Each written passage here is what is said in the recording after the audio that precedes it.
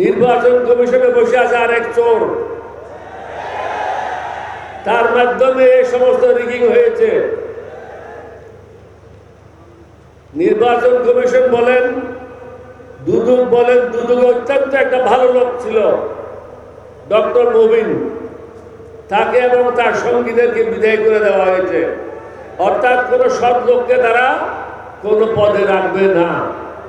তারা চায় তারা গুণগান করে, তাদের কথা অনুযায়ী চলে, দুর্নীতি করতে পারবে, চাঁদাবাজি করতে পারবে, তাদেরকে মনোনয়ন দেবে, তাদেরকে পদায়ন করবে।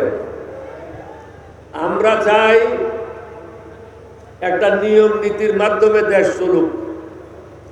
এটা জামাতের কথায় চলবে না, বাংলাদেশ খেলাফত মজলিসের কথায় চলবে না, এলডিপির কথায় চলবে না, বিএনপির কথায় চলবে না। জনগণ যেটা ঠিক করে দেবে সেই আইনের মাধ্যমে চলবে।